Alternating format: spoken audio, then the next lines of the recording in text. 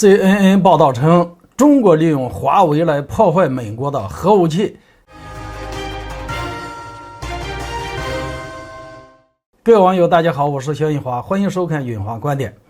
美国有线电视新闻网报道称，中国的华为对美国军事设施构成威胁，这是真的吗？今天我们聊聊这件事。最近美国联邦调查局对中国华为在美国的通信设施横加干涉，故意捏造事实，目的非常清楚，就是打压中国高科技公司在美国的正常运营活动。下面我们看看美国媒体和联邦调查局是怎么胡编乱造的。据美国有线电视新闻网周六报道，美国政府停止拆除华为电信设备的努力。美国联邦调查局称这些设备可能已经被联邦调查局监视，并扰乱了美国军事基地的通信，包括那些装有核导弹的基地。当年在特朗普政府对中国技术进行广泛打击的情况下，美国国会于2019年批准了19亿美元的资金，用于在美国各地移除掉华为和中兴通信设施。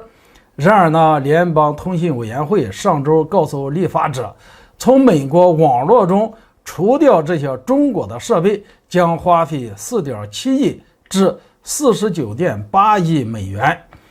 据美国有线电视新闻网报道，尽管大部分设备仍然存在，尽管拜登政府在很大程度上延续了其前任特朗普的做法，以彻底清除美国的中国通信技术，但美国商务部对华为活动的调查进展得非常缓慢。与此同时，据路透社周四报道，这项技术可能对美国构成严重的安全风险。美国联邦通信委员会委员卡尔告诉新闻媒体，蒙大拿州以空军基地周围的手机塔使用华为技术，该基地控制着美国的几个导弹基地，内布拉斯加州和怀俄明州的另外2个基地也是这样。一位不愿透露姓名的消息人士告诉美国有线电视新闻网，美国联邦调查局认为这台华为设备能够收集和干扰5角大楼的通信。消息人士补充说，负责美国核威慑和全球打击力量的美国战略司令部的通信可能已经中断。目前还不清楚华为塔是否真的接获了内部数据，更不用说怀疑有任何数据被发往北京。中国政府一致否认利用科技公司监视西方。华为告诉美国有线电视新闻网，其进口到美国的所有产品都符合 FCC， 也就是美国联邦通信委员会的规范，根本无法访问到5角大楼控制的任何通信频谱。华为公司在一份声明中表示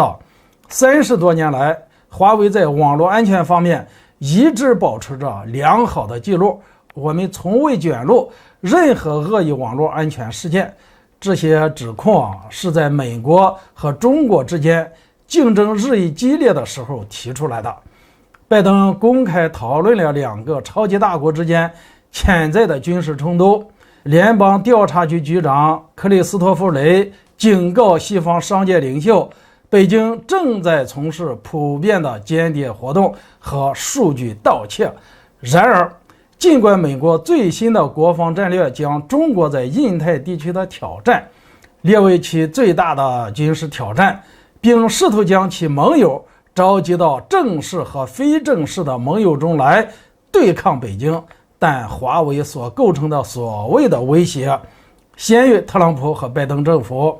早在奥巴马政府时期，联邦调查局就在监控中西部各州的手机信号塔上安装华为路由器的情况，有时将其产品低价出售给美国小型电信供应商。到2021年，华为已经将其设备安装在约1000座塔上，覆盖怀俄明州、内布拉斯加州和科罗拉多州边界沿线的地区，那里拥有密集的核导弹发射井群。当美国联邦调查局调查这种设备的扩散时，他们发现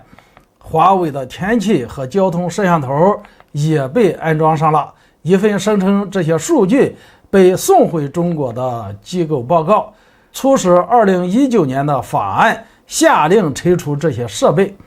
在美国的指责和中国的否认中，北京也声称美国科技公司在从中国境内收集信息。特斯拉汽车在中国的许多地方都被禁止进入，因为担心他们的摄像头可能会被用来捕捉敏感的数据。以上美国的诸多说辞可以说是无稽之谈，毫无根据和道理。这也是美国打压别国科技惯用的伎俩，也是美国以小人之心度君子之腹了。今天这个话题就聊到这里，欢迎大家留言交流，下次见。